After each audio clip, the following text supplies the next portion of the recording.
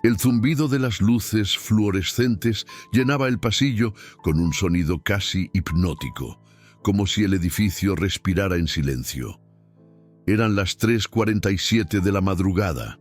La mayoría de los pacientes dormía y las enfermeras apenas susurraban para no despertar al dolor que rondaba en cada habitación.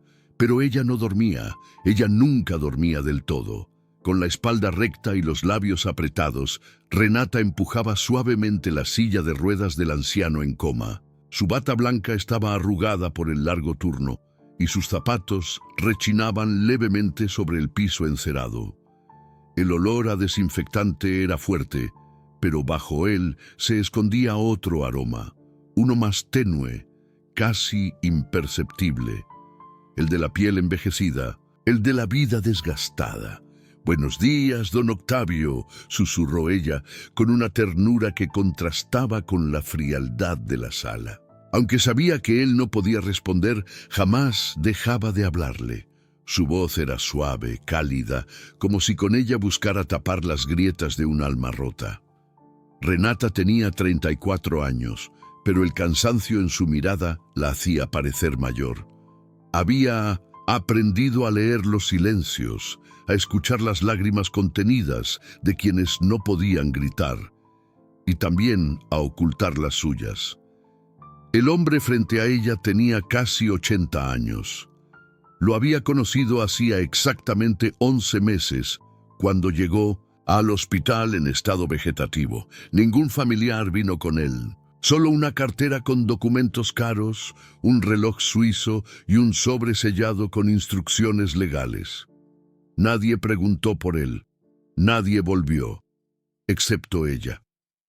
Cada día, Renata le cambiaba las sábanas con delicadeza, limpiaba su cuerpo con agua tibia, perfumada con lavanda y le hablaba. A veces le contaba historias inventadas, otras veces su propia vida. Y aunque el resto del personal la juzgaba en silencio, nadie se atrevía a decirle nada. Sabían que Renata no era una más. Esa madrugada, mientras colocaba la almohada bajo la cabeza del anciano, su dedo rozó algo inusual detrás de la oreja del hombre. Una pequeña cicatriz, como si alguna vez hubiera tenido un chip o una cirugía secreta. Su pulso se aceleró. «¿Qué es esto?», murmuró acercándose más. Tocó con suavidad. No era una simple marca. Tenía textura metálica, como si algo estuviera escondido bajo la piel. Una sensación helada le recorrió la columna. De repente, la máquina de monitoreo cardíaco emitió un pitido irregular. Renata retrocedió. Su corazón se agitó al ver que los signos vitales fluctuaban por primera vez en meses. «¿Don Octavio?», exclamó, conteniendo el aliento. Las líneas volvieron a la normalidad. Un susto o una advertencia. Horas después, ya con el amanecer asomándose entre las ventanas, una doctora joven se le acercó en el comedor del personal. Su bata aún tenía restos de sangre fresca. Tenía los ojos rojos de tanto trabajar. «Oye, Renata, ¿no crees que te estás involucrando demasiado con el señor ese?», dijo sin rodeos mientras revolvía el café. Renata la miró, tragó saliva. «Es un ser humano. ¿Eso es demasiado? No digo que no lo cuides, pero vamos, fruta fresca en la bandeja, música clásica en su habitación, mantita de lana tejida a mano. Nadie hace eso por un paciente en coma, y menos por alguien que ni sabemos quién es». «Yo sí sé quién es», respondió Renata con firmeza, levantándose de la silla. «Lo que pasa es que nadie quiere verlo». Y se fue. Lo que no dijo es que cada noche, antes de dormir, soñaba con un rostro de niño, uno que no conocía, pero que le hablaba con la misma voz que ella usaba con Octavio. Un niño de unos 10 años que le decía: «No lo dejes solo, él no lo merece, pero igual, no lo dejes». Aquel día, cuando regresó al cuarto 403, encontró la cortina corrida. Un doctor hablaba por teléfono, murmurando. Al verla, colgó de inmediato. «¿Qué hace aquí, Renata?», preguntó seco. Es mi paciente, ya no. Han solicitado su traslado. ¿Traslado? ¿Quién? El doctor bajó la mirada. No lo sé. Llegó una orden esta mañana, firmada, sellada. Al parecer, hay alguien que sí se acordó de él. El estómago de Renata se encogió. ¿Y a dónde lo llevan? Confidencial. Solo sé que mañana, a primera hora, lo retiran.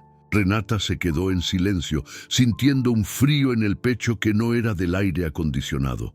Algo no cuadraba.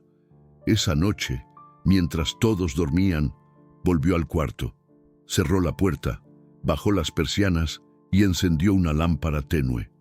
«No, sé quién eres realmente, don Octavio», susurró, «pero si alguien te quiere sacar ahora, después de tanto tiempo, es porque algo está por salir a la luz». Tomó su mano. Estaba más caliente de lo habitual. «Yo te prometí que no te dejaría solo, y lo voy a cumplir, aunque tenga que descubrir qué escondes bajo esa piel vieja y ese silencio eterno».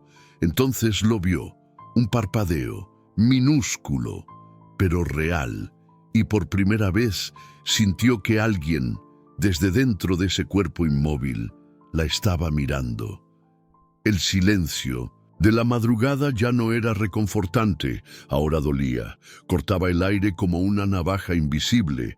Renata entró de nuevo al cuarto 403 con pasos calculados, cerrando la puerta atrás de sí sin hacer ruido. Afuera, la ciudad apenas comenzaba a respirar. Dentro, el ambiente pesaba como si el tiempo estuviera suspendido. Se acercó a la cama lentamente. Don Octavio seguía ahí, inmóvil, los ojos cerrados, la piel pálida iluminada por la lámpara tenue que Renata había dejado encendida. Pero ella sabía que algo había cambiado. Lo había visto parpadear. No era una alucinación. No podía ser. Le tomó la mano con ambas suyas y la sintió más tibia, más viva. Sus dedos temblaban levemente, como si quisieran aferrarse a algo que todavía no alcanzaban. Renata se agachó, acercó el rostro al suyo, lo suficientemente cerca como para sentir su respiración pausada y el aroma leve del aceite de lavanda que ella misma aplicaba cada noche. «Si puedes oírme, necesito que lo hagas otra vez». Parpadea, mueve un dedo, lo que sea. «Yo estoy aquí. No voy a dejar que te lleven sin saber quién eres en realidad. Nada. Solo el leve pitido del monitor y el zumbido del aire acondicionado». Renata cerró los ojos, frustrada. ¿Y si su mente le había jugado una trampa? ¿Y si el cansancio la había empujado a ver lo que tanto deseaba ver? Se dejó caer en la silla junto a la cama. Se frotó la cara. Las lágrimas amenazaban con salir, pero se contuvo. Siempre lo hacía. Fue entonces cuando lo escuchó, apenas un susurro, casi un pensamiento. «Gracias». Se quedó congelada. «¿Qué?», susurró con la voz quebrada. Se acercó de nuevo, esta vez con el corazón retumbando en el pecho. Miró sus labios. No se movían, pero lo había oído, o sentido, como si la voz hubiera surgido dentro de su propio pecho. Volvió a tomarle la mano. Esta vez sintió una ligera presión, minúscula, insignificante para cualquiera, pero no para ella. Ella lo conocía, sabía que nunca había movido nada, jamás, y ahora lo hacía. Renata se levantó de golpe, cerró con llave la puerta del cuarto. No podía permitir que nadie lo viera así aún. Algo estaba despertando, y no sabía si era una bendición o una amenaza. A la mañana siguiente, el hospital estaba más agitado que de costumbre. Un par de hombres de traje oscuro rondaban por los pasillos, portando carpetas negras y una actitud que olía a secreto. «¿Quiénes son esos?», preguntó una enfermera en voz baja mientras observaba desde el final del pasillo. «Dicen que vienen por el paciente del 403», respondió otra. «Pero no traen bata ni uniforme, no son de traslado médico. Se ven como federales». Renata los vio desde la esquina. El corazón le martillaba el pecho. Sabía que no podía confiar en ellos. Nadie aparecía después de 11 meses por un paciente abandonado, a menos que hubiera algo muy valioso en juego. Se adelantó por el pasillo como si nada. Sonrió con cortesía al pasar junto a ellos. Pero en su mente todo iba a 1000 por hora. Tenía que sacarlo de ahí, tenía que descubrir la verdad, tenía que protegerlo. Esa noche regresó con un pequeño bolso de mano. Adentro llevaba lo esencial: ropa cómoda, un estetoscopio propio, documentos falsos con la firma de un médico ya jubilado, algo que nunca pensó que usaría, y una inyección con un sedante suave por si debía calmar a Octavio si despertaba de golpe. No había margen de error. Esperó a que el hospital durmiera. Esperó a que el guardia de la entrada se sumiera en su rutina de café y cigarrillos. Luego entró al cuarto 403. Don Octavio estaba despierto, no como cualquiera imaginaría. No con los ojos abiertos ni hablando, pero su respiración era distinta, más profunda. Su expresión ya no era neutra. Había una leve tensión en su mandíbula, un mensaje mudo que solo Renata supo leer. «Lo vamos a hacer», dijo ella, determinada, mientras le acomodaba una bufanda para cubrirle el rostro. «No sé a quién le molesta que estés vivo, pero no pienso quedarme a averiguarlo aquí adentro». Lo envolvió con la manta gris. Colocó la bolsa intravenosa dentro de una mochila pequeña y desconectó con cuidado el monitor. En menos de 5 minutos lo tenía sentado en una silla de ruedas con ruedas silenciosas que había preparado especialmente. Respiró hondo antes de abrir la puerta. El pasillo estaba vacío. Cada paso era un golpe de tambor. Cada sombra, una amenaza. Renata empujaba la silla sin mirar atrás. Solo el sonido de sus pasos, el leve rechinar de las ruedas y el ritmo de su propia respiración. Llegaron al ascensor. Pulsó el botón. Esperó. Nada. Otra vez. Nada. El botón estaba desactivado. ¡No!, murmuró mirando hacia ambos lados. Su mente buscó alternativas. Solo una quedaba: la rampa del sótano. Pero no había cámaras allá, ni seguridad. Por algo nadie la usaba. Cambió de ruta, pero al girar por el pasillo lateral, escuchó pasos, voces. «Tiene que estar cerca, revisen todas las salas». El corazón se le fue al suelo. Empujó la silla más rápido, los músculos de sus brazos tensos como cuerdas. Cada metro era una eternidad. Llegó a la puerta del sótano. Forzó la cerradura con una tarjeta magnética vieja que había tomado de la administración días atrás. La puerta cedió. Empujó a Octavio dentro y cerró tras ellos. Oscuridad y un olor denso, como a moho y metal oxidado. Sacó una linterna pequeña y bajó la rampa. El sonido de sus pasos rebotaba en las paredes húmedas. El sótano era un túnel de concreto, un laberinto olvidado del viejo hospital que casi nadie conocía. En el fondo, una puerta de emergencia. La salida. Ya casi, susurró, empapada en sudor, mientras sentía que su vida pendía de un hilo invisible. Pero justo cuando estiró la mano para abrirla, un ruido, fuerte, como un golpe de carne contra metal. Se giró de golpe. Don Octavio estaba de pie y sus ojos estaban abiertos, negros, profundos, pero vivos. Y lo que dijo rompió toda lógica que Renata conocía. «No debiste traerme aquí abajo». Renata retrocedió un paso. Su cuerpo entero se tensó como si una corriente eléctrica le recorriera la columna. El aire en el sótano se volvió espeso, irrespirable. El sonido del goteo desde una tubería oxidada marcaba un compás siniestro. Don Octavio estaba de pie, sin apoyo alguno, con los brazos caídos a los costados y los ojos clavados en ella.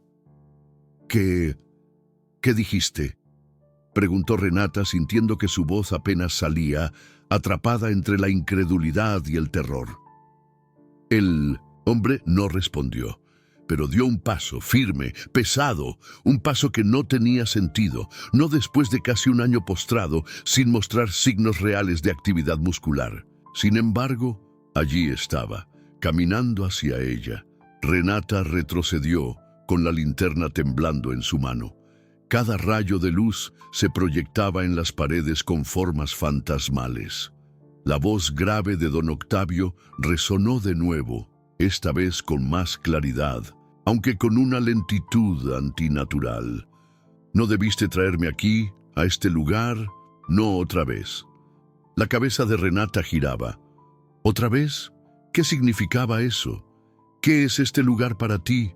¿Por qué no querías bajar aquí? Don Octavio se detuvo. Su rostro, marcado por las arrugas del tiempo, mostraba algo más allá del agotamiento.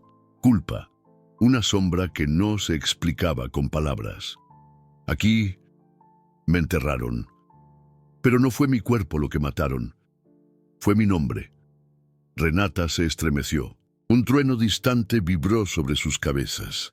Algo en el hospital, o tal vez en su propia mente, parecía colapsar. «¿Quién eres realmente?», preguntó ella, acercándose ya sin miedo, sino dominada por la urgencia de entender. Ya no era simplemente una cuidadora, ya no era solo una mujer aferrada a la dignidad de un anciano abandonado. Algo mucho más profundo estaba en juego. Don Octavio cerró los ojos, y por un instante pareció que iba a desvanecerse de nuevo, pero su respiración continuó firme. Levantó la mano temblorosa y la apoyó sobre la pared húmeda como si buscara recordar algo. Ese cuarto, el 403, no fue elegido al azar. Ahí fue donde me silenciaron, donde fingieron que yo ya no existía. Porque lo que sabía no debía salir de esas paredes. Renata sintió un escalofrío recorrerle el cuerpo. El eco de sus palabras se multiplicaba en las sombras. ¿Qué sabías? La mirada de Octavio se endureció. Todo sobre ellos. Los contratos, los desvíos, las muertes que maquillaron como errores médicos. Yo tenía los nombres, los archivos, las pruebas. Iba a entregarlo todo. Y justo antes de hacerlo, desperté con la boca paralizada, la lengua insensible, y nadie creyó que seguía consciente. Nadie, excepto tú. Renata sintió que las piernas le fallaban. La historia de don Octavio explicaba muchas cosas, pero abría puertas mucho más peligrosas. Y si todo eso era cierto, entonces alguien había querido que él desapareciera. Y ese alguien aún lo estaba buscando. «Tenemos que salir de aquí, ya». Renata se giró hacia la puerta de emergencia y empujó la barra metálica. Nada. Empujó otra vez, trancada. Renata maldijo entre dientes.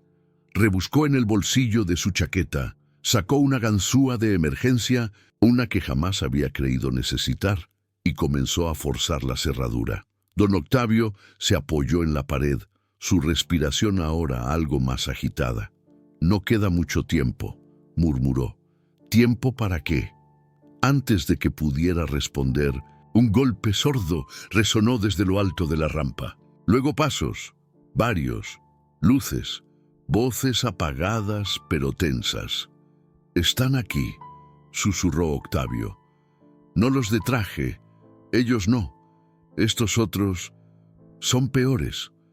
Renata giró sobre sí misma. Las sombras se movían sobre las paredes del sótano, avanzando hacia ellos. El corazón le latía tan fuerte que sentía que podría explotar. El cerrojo de la puerta se dio con un clic. Abrió de golpe y una ráfaga de aire frío les golpeó el rostro. Afuera, una noche densa, húmeda, cargada de neblina. Detrás, los pasos se hacían más cercanos. No había más opción. Renata agarró a don Octavio por el brazo, lo pasó por su hombro y lo arrastró con todas sus fuerzas. Salieron por la puerta de emergencia hacia un callejón mal iluminado, lleno de charcos y bolsas de basura. «Por aquí», indicó Octavio, señalando hacia una esquina. Ahí hay alguien que puede ayudarnos. Renata no preguntó, solo lo siguió. El sonido de la puerta metálica del sótano golpeando contra la pared indicó que sus perseguidores también habían salido. No sabían cuántos eran, no sabían si estaban armados, pero sabían que no podían ser atrapados. Giraron por una calle angosta, donde un coche oxidado los esperaba. Adentro, un hombre de cabello blanco, gafas oscuras y un cigarro apagado en los labios les abrió la puerta trasera sin decir palabra. «Sube, rápido», dijo con voz ronca. Renata ayudó a Octavio a entrar. Ella lo siguió, apenas cerrando la puerta cuando el coche arrancó de golpe, deslizándose por la calle como una sombra más de la noche. «¿No, quién eres tú?», preguntó Renata al conductor. El hombre soltó una carcajada seca. «Digamos que soy el último amigo que le queda al viejo Octavio y también la próxima persona en la lista de los que deberían estar muertos». Renata lo miró con asombro. Octavio apenas murmuró: «Hola, Mateo». El coche se internó en un laberinto de calles sin nombre. Ninguna señal, ningún testigo, solo la niebla, la oscuridad y el sonido sordo del motor ahogado por la noche. Renata miró por la ventana. Sabía que había cruzado una línea de la cual no podría regresar. Ya no era la cuidadora. Ahora era cómplice, testigo y tal vez la única esperanza de que la verdad saliera a la luz. Pero lo que aún no sabía era que esa verdad no solo podía destruir un hospital, podía derrumbar a familias, políticos, corporaciones y hasta gobiernos enteros. Y la primera persona que tendría que enfrentarlo sería ella. El silencio dentro del auto era tan denso que hasta el sonido del motor parecía lejano. Renata observaba cada detalle del conductor, sus manos firmes, los ojos ocultos tras los lentes oscuros, el leve tic en su mandíbula. Sabía que estaba en terreno desconocido y que confiar en un extraño era una apuesta desesperada, pero ya no tenía alternativas. Mateo tomó un desvío sin señalización, guiándose por caminos invisibles. La ciudad quedaba atrás. Las luces eran cada vez más escasas. Solo árboles, neblina y un cielo sin estrellas. Don Octavio mantenía la cabeza apoyada en el cristal, los ojos abiertos, como si viajara también por dentro de su memoria. «¿A dónde vamos?», preguntó Renata en voz baja, sin apartar la vista del camino. Mateo no respondió de inmediato. Encendió el cigarro apagado que aún llevaba entre los labios y con el primer respiro de humo soltó: «A donde todo comenzó y donde tal vez todo termine». Renata tragó saliva. Sentía como su cuerpo quería temblar, pero se obligaba a permanecer firme. Sabía que cada decisión que tomara a partir de ahora podía costarle la vida. «¿Puedes explicarme qué está pasando?», insistió. «No puedo seguir si no sé contra qué estamos luchando».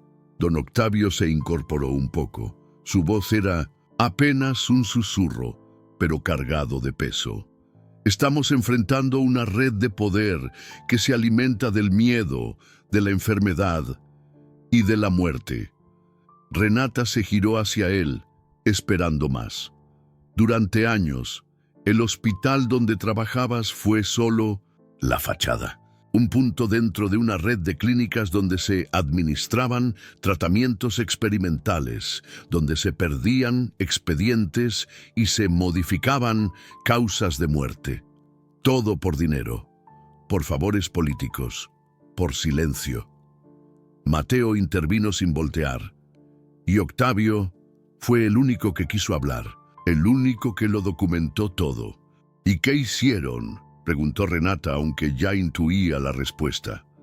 «Intentaron matarlo», dijo Mateo, apagando el cigarro con los dedos sin pestañear. «Pero se les pasó la mano.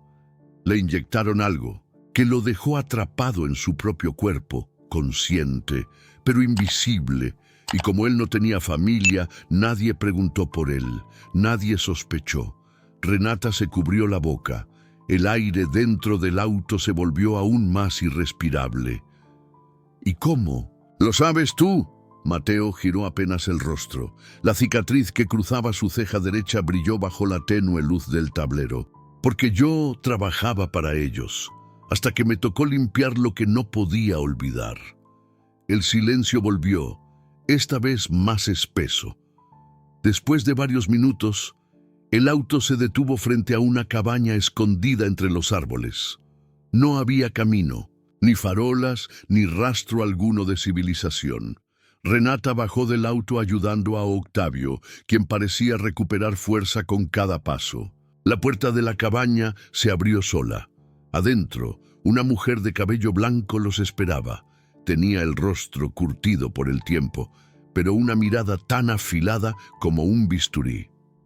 «Pásenle», dijo sin preguntar. Ya los esperaba. Renata frunció el ceño. ¿Quién era esa mujer? ¿Cómo sabía que llegarían? Entraron. La cabaña por dentro parecía un santuario de secretos, documentos apilados, pantallas viejas, discos duros etiquetados, recortes de periódico y fotografías colgadas con alfileres en una pizarra gigante. La mujer se presentó como Elisa, solo eso. Tengo los archivos que Octavio logró sacar antes de desaparecer, dijo ella mientras se acercaba a una caja fuerte camuflada detrás de un librero. Sacó una carpeta negra, gruesa, atada con un cordón rojo. La puso frente a Renata. Esto es suficiente para hacer caer a jueces, gobernadores y hasta directores de hospitales internacionales. Pero si esto ve la luz, ustedes no vivirán para contarlo. Renata no respondió. Abrió la carpeta.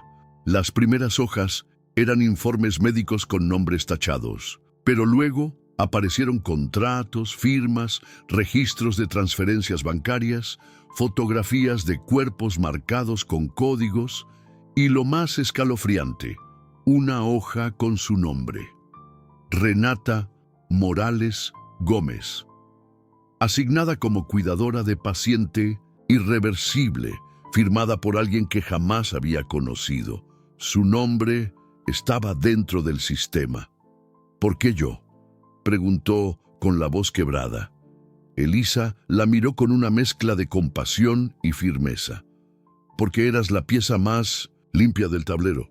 Nadie te investigaría. Nadie esperaría que tú fueras la llave para abrir lo que otros enterraron. Renata apretó los puños. El corazón le latía con furia. ¿Y qué vamos a hacer? Mateo la miró por fin de frente. Vamos a exponerlos, pero no desde el sistema.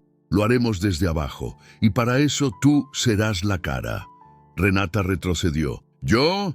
Tú eres la única que puede hablar por Octavio, que estuvo con él todos estos meses, que puede probar que nunca estuvo en coma. Y ahora, ellos ya saben que él despertó. Octavio asintió con la cabeza.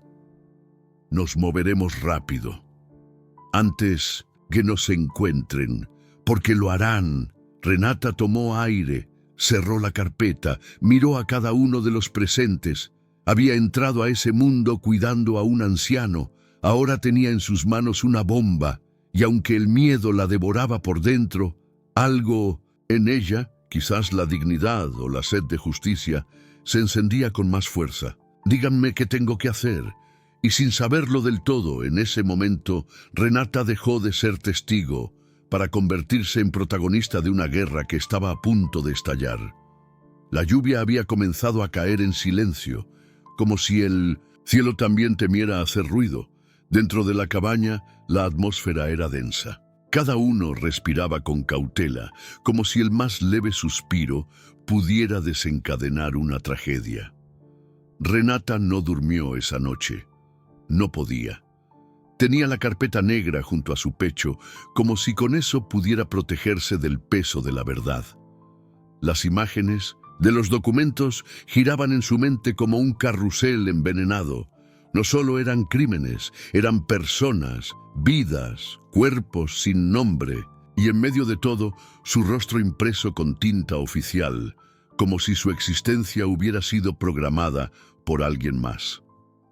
Al amanecer, la mujer de cabello blanco, Elisa, la despertó con una taza de café que olía a ceniza y bosque mojado. Sus ojos, serenos pero duros, no dejaban espacio para dudas. «Ya te vieron», dijo sin rodeos. «No sé cómo, pero ya saben que estás aquí». Renata sintió un latido sordo en la nuca.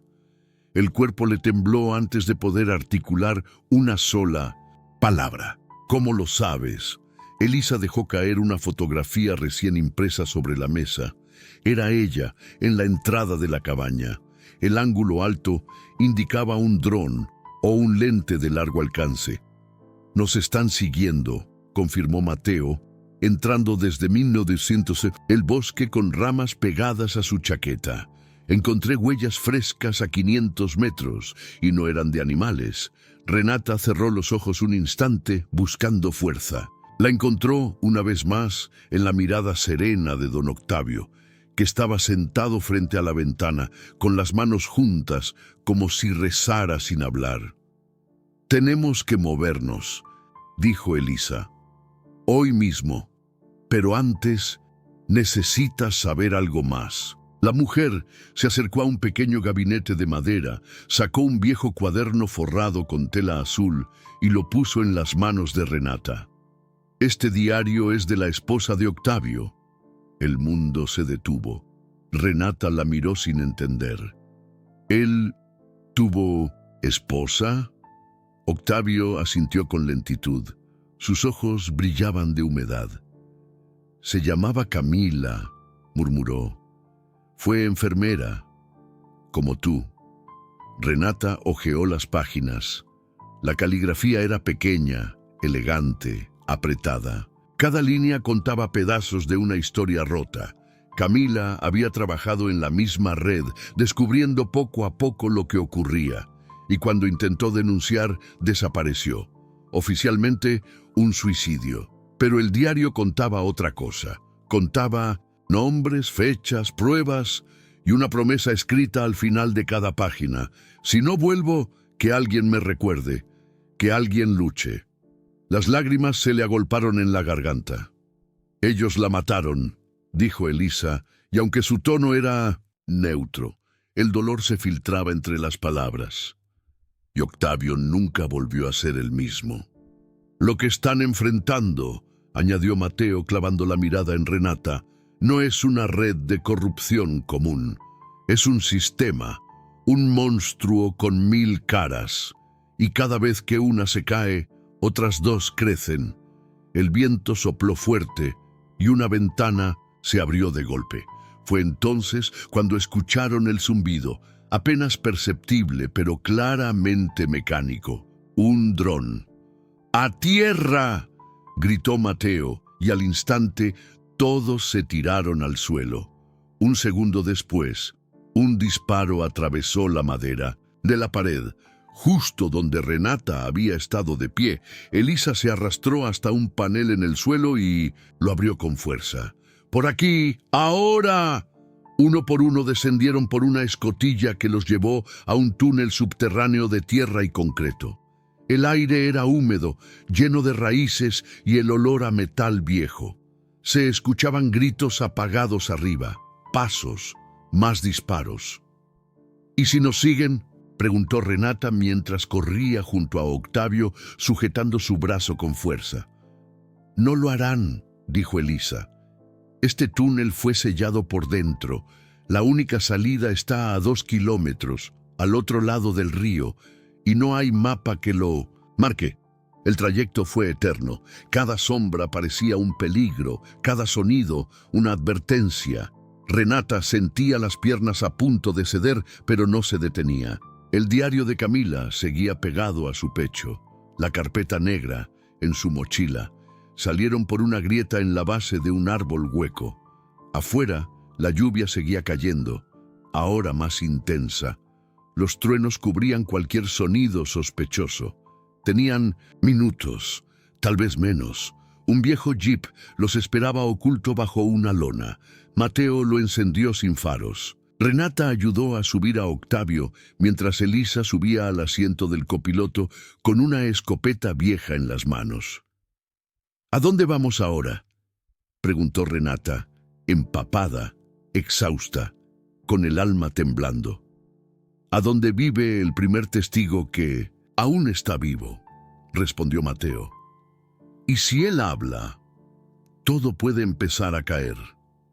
«¿Quién es?», insistió Renata, mirando por el espejo cómo el bosque parecía cerrar su camino tras ellos. «Un hombre que fue jefe de seguridad del hospital hace 20 años. Se llama Isidro. Desapareció tras un incendio en una clínica de Monterrey. Todos creyeron que murió, pero está vivo, bajo otro nombre, en un lugar donde nadie busca». Renata apretó los dientes. «Entonces vamos a buscarlo». Pero justo cuando pensaba que por fin tenían una dirección clara, un vehículo oscuro apareció en el retrovisor. Sin luces, siguiendo sus huellas. Mateo aceleró. El jeep saltaba entre los charcos, las ramas golpeaban los cristales, y en el aire, una sensación de que algo estaba por romperse. Un disparo reventó una llanta. El jeep giró con violencia. El mundo dio vueltas. Renata sintió que su cuerpo volaba y caía sobre un mar de barro y piedras. Oscuridad, gritos, después solo silencio. Cuando abrió los ojos, la lluvia golpeaba su rostro. El jeep estaba volcado. Mateo sangraba en la frente. Elisa no respondía. Don Octavio estaba atrapado, inconsciente, y entonces, desde la niebla, pasos firmes. Un hombre de traje, con una sonrisa que helaba la sangre, se acercó con una linterna en la mano. «Hola, Renata», dijo, como si fueran viejos conocidos. «Al fin te encuentro». Y en sus ojos, ella supo que ese hombre no venía a negociar, venía a silenciar. La linterna brillaba directo en sus ojos. Renata, aturdida, con sangre en la frente y el cuerpo cubierto de barro, apenas lograba distinguir la figura del hombre que se acercaba con esa calma cruel, como si disfrutara cada paso que daba. «No intentes moverte», dijo él con voz pausada. «Hay metralla cerca de tu costilla izquierda. Si te levantas, podrías desangrarte». La luz osciló brevemente y entonces ella vio la insignia en el pecho de su chaqueta. Un lobo negro sobre fondo gris. No era un símbolo oficial, era algo más oscuro, algo clandestino. Renata tragó saliva, sintiendo cómo el frío del suelo se mezclaba con el del miedo. «¿Quién eres?», susurró con esfuerzo. El hombre inclinó la cabeza con una sonrisa siniestra. «Eso no importa. Lo que importa es que vienes haciendo demasiado ruido, Renata, mucho más del que deberías». Entonces bajó la linterna y la apuntó hacia el jeep volcado. Mateo aún se movía. Elisa seguía inconsciente. Don Octavio, inmóvil. El corazón de Renata golpeó su pecho con fuerza. Tenía que hacer algo, lo que fuera. «Déjalos. No saben nada. Solo yo». «¿Sabes lo que dicen los informes sobre ti?», interrumpió el hombre. «Que eras una enfermera brillante, silenciosa, sin conexiones, perfecta para desaparecer sin dejar rastro». Se agachó a su nivel, apenas a centímetros de su rostro. «Pero hiciste algo que nadie esperaba. Empezaste a preguntar». Renata sintió que su cuerpo se encendía por dentro. No de miedo, de rabia, de impotencia. «¿Y por eso quieren matarme? ¿Por querer saber la verdad?». El hombre suspiró. Se puso de pie. «No queremos matarte. Queremos silencio. Y a veces el silencio se compra con sangre». Sacó una pistola del cinturón. Apuntó directo a su cabeza. «Dile adiós». Pero antes de que el disparo pudiera sonar, un silbido cortó el aire. El hombre se tambaleó. Un dardo se clavó en su cuello, cayó al suelo, convulsionando, sin poder emitir un grito. Desde la niebla emergió una figura encapuchada, con guantes negros y pasos silenciosos. Renata apenas podía creerlo cuando vio su rostro bajo la capucha. ¿Isidro? El hombre asintió sin hablar, revisando el pulso del atacante. Luego se volvió hacia ella, ofreciéndole una mano. Tenemos que movernos. Hay más como él. Renata, atónita, apenas lograba procesar. Él estaba supuesto a estar muerto, el testigo, el hombre clave, el que todos buscaban. ¿Cómo supiste que estaba aquí?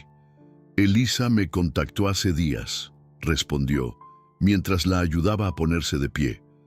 El plan era encontrarnos en el viejo almacén, pero al ver los movimientos en la zona, supe que los habían interceptado, te estaban rastreando desde antes de llegar a la cabaña. Renata se tambaleó, sintiendo el dolor clavarse en su costado, pero se negó a caer. Tenemos que sacar a los demás. Isidro asintió. Con rapidez se dirigieron al jeep. Elisa comenzó a recobrar el sentido, y Mateo ya estaba intentando romper la puerta que atrapaba a Octavio. Entre todos lograron liberarlo. Estaba vivo, pero débil. Había perdido el conocimiento tras el impacto. «Tenemos minutos», dijo Isidro. «Vienen más». «¿A dónde nos llevas?», preguntó Renata mientras se alejaban a pie por un sendero oculto en la vegetación. Isidro no respondió. De inmediato, caminó con determinación hasta que llegaron a una construcción semioculta, una antigua fábrica abandonada, sin ventanas, con puertas de acero cubiertas de óxido. Aquí nadie entra, nadie sale. Es seguro, por ahora. Dentro, la oscuridad era espesa. Solo una lámpara portátil iluminaba el centro del lugar, donde había mapas, documentos y pantallas encendidas. Todo conectado a una red propia, aislada del sistema nacional. Este lugar es uno de los últimos nodos que usamos cuando intentamos denunciar todo hace años, explicó Isidro mientras curaba la herida de Renata con manos firmes. Yo escapé del incendio, pero no salí ileso. Perdí todo: familia, identidad, vida. ¿Por qué regresar ahora?, preguntó ella con la voz quebrada. Porque tú lo hiciste, respondió él sin dudar. Tú abriste la puerta que todos teníamos miedo de tocar, y cuando vi tu nombre en los archivos filtrados, supe que todavía hay esperanza. Renata se quedó en silencio. El dolor físico era nada comparado al peso emocional que arrastraba. Sabía que no había vuelta atrás, no después de todo. ¿Tienes las pruebas?, preguntó Isidro. Ella asintió, sacando de la mochila la carpeta negra y el diario de Camila. Al verlo, Isidro apretó los labios. Lo reconoció al instante. Ella fue quien me advirtió antes de morir. Renata se estremeció. Las piezas comenzaban a encajar. Camila, Isidro, Octavio, todos conectados, todos víctimas de una red que no perdonaba a quienes osaban saber demasiado. Entonces, dijo Renata con voz firme, ¿qué hacemos ahora? Isidro se acercó al panel de una computadora vieja, tecleó una serie de códigos y mostró una imagen en la pantalla. Un rostro conocido, un alto funcionario del gobierno. Uno que hablaba en televisión sobre transparencia y justicia social. Él es uno de los líderes, dijo, y en 4 días dará una conferencia nacional en la que se presentará como el nuevo rostro del sistema de salud. ¿Y piensas exponerlo? No pienso, respondió Isidro. Vamos a hacerlo, y si lo hacemos bien, no podrán callarnos a todos. Renata sintió un escalofrío. No era miedo, era determinación. Por primera vez sabía hacia dónde ir. Pero antes de que pudiera responder, una de las pantallas parpadeó. Una alerta. Se detectó movimiento en el perímetro norte, dijo Isidro. No puede ser. Nadie conoce esta ubicación. Mateo, que había estado en silencio desde que despertó, se acercó al monitor. Su rostro, por un segundo, mostró algo extraño. «Yo creo que tengo que decirles algo», dijo, sin apartar la vista de la pantalla. Todos lo miraron. Un silencio cayó como un puñal. «No soy quien dije ser». El corazón de Renata dio un vuelco. «¿Qué estás diciendo?» Mateo respiró hondo. Su mirada se oscureció.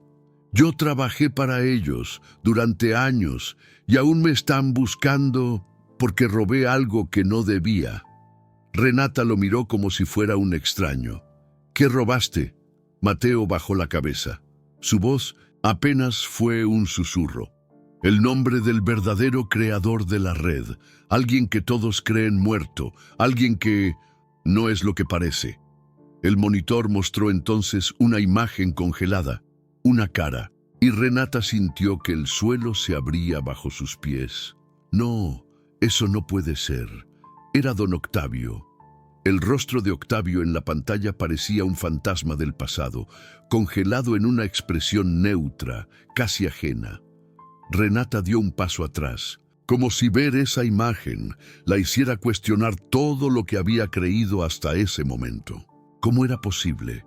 Ese hombre frágil, aparentemente perdido en su vejez, era parte de algo más oscuro. Mateo no la miraba. Seguía con los ojos fijos en la pantalla, tenso, como si al mover un músculo pudiera desatar una catástrofe. «¿Qué significa esto?», preguntó Elisa con un tono entre desconcierto y miedo.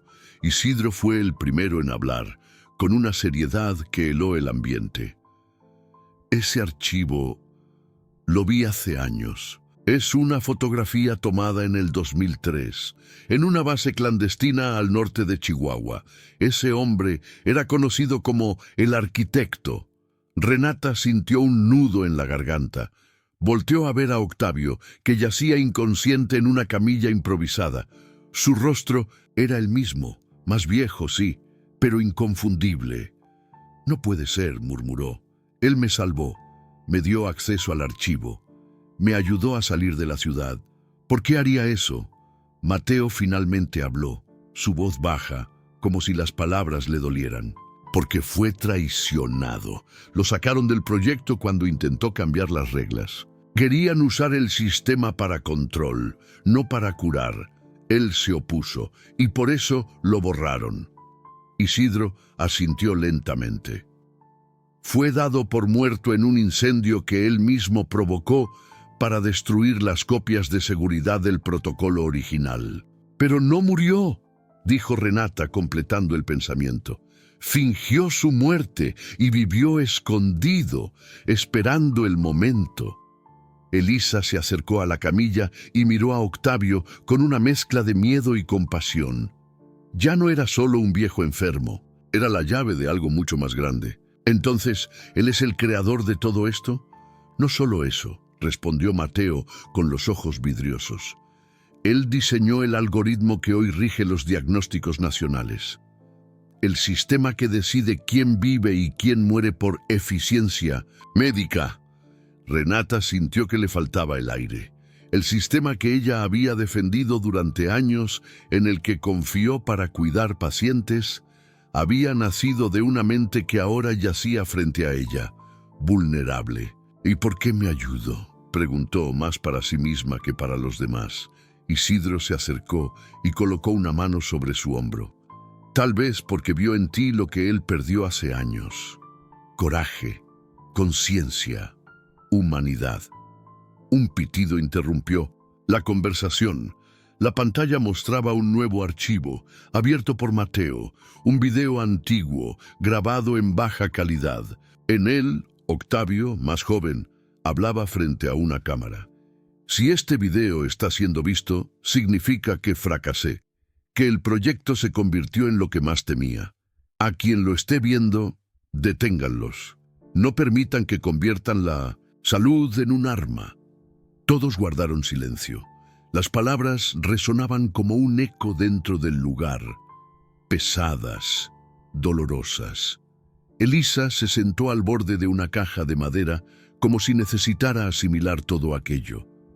«Entonces, ¿qué hacemos?», preguntó. Finalmente, Renata se levantó. Su rostro había cambiado. Ya no había dudas, solo decisión.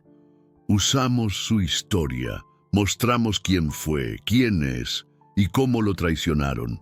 Que la gente sepa que el sistema que los condena nació de una mentira.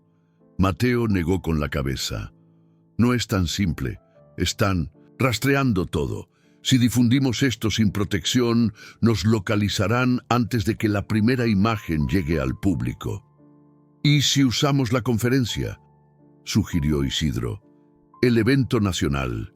Si infiltramos el sistema y proyectamos el mensaje en cadena, no podrán detenerlo. El plan era suicida, pero era el único con una posibilidad real de impacto. Renata miró a Octavio, que seguía inconsciente, respirando con dificultad. Una parte de ella quería odiarlo, otra quería protegerlo. «Tenemos 4 días», dijo Isidro. «Necesitamos preparar los accesos, encriptar las señales y, sobre todo, despertar a Octavio». «¿Y si no despierta?», preguntó Elisa. Un silencio espeso cayó sobre todos. «Entonces», dijo Renata, «contaremos su historia, aunque sea sin su voz». Esa noche nadie durmió. Mientras Elisa y Renata revisaban los documentos y los cruzaban con los archivos de la red, Isidro trabajaba en el hardware, conectando una vieja antena parabólica al generador portátil. Mateo, en silencio, se encerró con su computadora. Nadie supo lo que hacía. Al amanecer, Renata se acercó a él. Su rostro estaba demacrado, pero sus ojos brillaban con una mezcla de culpa y necesidad de redención. «¿Estás bien?», Mateo asintió, pero no levantó la mirada. «Renata, si algo me pasa, quiero que tomes esto», le dijo, entregándole una memoria encriptada. «Tiene todo lo que recopilé durante mis años con ellos. No todo es bonito, pero es verdad». Ella lo tomó con firmeza. «No vamos a fallar». En ese momento un débil gemido se escuchó desde la camilla. Todos corrieron hacia ella. Octavio abría lentamente los ojos. Miró a su alrededor, confundido, pero consciente. «¿Dónde estoy?». Renata se inclinó sobre él sujetando su mano. «En un lugar seguro, pero necesitamos tu ayuda». Octavio la miró fijamente. Algo en su mirada había cambiado. Era como si, al regresar del borde de la muerte, recordara todo y estuviera dispuesto a enfrentarlo. «¿Qué necesitan saber?». Renata respiró hondo. «Toda la verdad». Y en ese instante, supieron que ya no había marcha atrás. El silencio que siguió a la frase de Octavio fue absoluto. Nadie respiraba. Nadie se movía. Solo el zumbido lejano del generador y el parpadeo tenue del monitor viejo rompían la quietud de aquella madrugada cargada de tensión. Octavio trató de incorporarse. Renata lo sostuvo con suavidad, pero él, con una dignidad que desafiaba su estado físico, se sentó por sí solo. «Voy a contarles todo», dijo con una voz áspera pero firme. «Pero tienen que entender algo. Yo no era el único». Los demás se miraron. Elisa se cruzó de brazos, conteniendo una mezcla de ira y compasión. Mateo volvió a Windows, su computadora, como si necesitara controlar algo que no podía ver. Isidro, en cambio, se mantuvo de pie junto a la puerta, alerta, como si esperara que el infierno se desatara en cualquier momento. Octavio respiró profundo y comenzó. «Hace más de 20 años nos encargaron diseñar un sistema de predicción médica con inteligencia artificial. La idea original era hermosa: anticipar enfermedades antes de que aparecieran síntomas y salvar millones de vidas. Pero a los inversionistas no les importaba salvar vidas. Querían rentabilidad, querían eficiencia, querían control». Renata apretó los puños. No era la primera vez que escuchaba algo así, pero que lo dijera el creador mismo hacía que todo se volviera real, viscoso, ineludible. Nos pidieron ajustar el algoritmo para filtrar pacientes, excluir a los menos viables. Ancianos, personas con discapacidades, madres solteras con historial clínico inestable, eran descartados antes de poder recibir atención. Octavio cerró los ojos un momento. Cuando los abrió, una lágrima solitaria bajaba por su mejilla. Me opuse, pero ellos ya me habían reemplazado. Tomaron mi código, lo manipularon y luego organizaron el incendio para que yo desapareciera. Fingí mi muerte, me escondí, me juré que jamás volvería, hasta que la vi a usted, doctora. Miró directamente a Renata, que tragó saliva. Su mirada era la de alguien que ha visto demasiado, pero aún conserva una chispa de esperanza. Usted me recordó a mí antes de todo esto. Por eso la ayudé. Por eso le abrí el acceso. Sabía que si alguien podía exponer esto, era usted. Isidro se acercó tenso. ¿Y quiénes son ellos ahora? ¿Siguen dentro del sistema? Octavio asintió. Están en todas partes. Bancos de datos, laboratorios, corporaciones farmacéuticas. Pero hay uno, el verdadero líder. Él fue quien diseñó el programa de sustitución del algoritmo. Y lo van a presentar mañana en la conferencia nacional. Lo llaman Proyecto Génesis. ¿Sustitución?, preguntó Mateo, levantando la vista. Sí, confirmó Octavio. Es un sistema aún más letal. No solo selecciona pacientes, sino que predice comportamientos sociales. Están empezando a utilizarlo para determinar quién merece apoyo del Estado y quién representa una carga. Elisa dio un paso atrás, horrorizada. Eso es genocidio silencioso, y por eso deben detenerlo. La voz de Octavio se quebró. Pero tienen que hacerlo bien. Una transmisión no basta. Tienen que llegar al corazón del evento, al auditorio. Renata se giró hacia Isidro. ¿Puedes infiltrarnos? Puedo, respondió sin dudar. Pero necesitaremos entrar por las vías subterráneas. Hay controles biométricos en todas las entradas principales.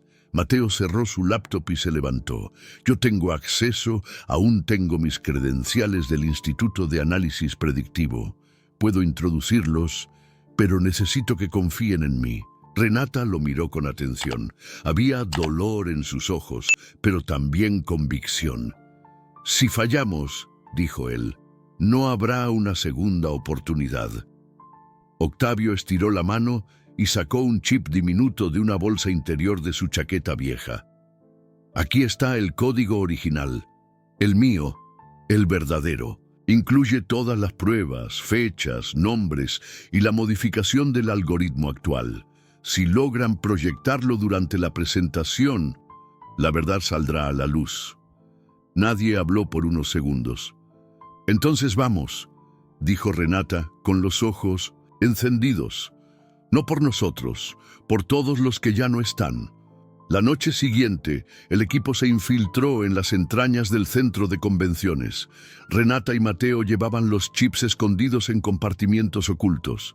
Elisa se encargaba de las señales externas y de mantener distraídos a los técnicos del evento. Isidro, vestido como parte del equipo de mantenimiento, preparaba el acceso al servidor central. Faltaban 5 minutos para la inauguración oficial. El auditorio, repleto, cámaras de transmisión internacional listas. En el escenario, un hombre elegante se preparaba para hablar. Renata lo reconoció al instante por una fotografía vieja que Octavio les había mostrado. Era Federico Landa, el arquitecto de Génesis. Cuando el reloj marcó la hora exacta, la señal se activó. Renata, desde una consola oculta, introdujo el chip. Mateo ejecutó el código. Isidro presionó el botón final. Y en lugar del logo del gobierno, apareció el rostro de Octavio. El público murmuró, confundido. Federico enmudeció. La transmisión no podía ser detenida. El video comenzó. La confesión de Octavio, la verdad del algoritmo, los archivos, las muertes encubiertas, las proyecciones, todo. La verdad cruda, sin filtros. Los gritos no tardaron en llegar, cámaras apagándose, guardias entrando, gente llorando, gente gritando, pero ya era tarde. La señal había sido duplicada en más de 20 plataformas. La información corrió como fuego. No había cómo detenerla. Renata fue arrestada junto con Mateo, Elisa y Isidro, pero sabían que lo habían logrado. Afuera, miles se manifestaban. La gente exigía justicia.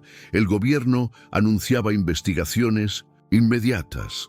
El proyecto Génesis fue suspendido. Semanas después, liberados por presión pública, Renata volvió a ver a Octavio. Estaba en una clínica remota, pero sonreía. Y en sus ojos por primera vez no había culpa, solo paz. ¿Lo logramos?, preguntó él. Sí, respondió ella tomándole la mano, pero esto apenas comienza.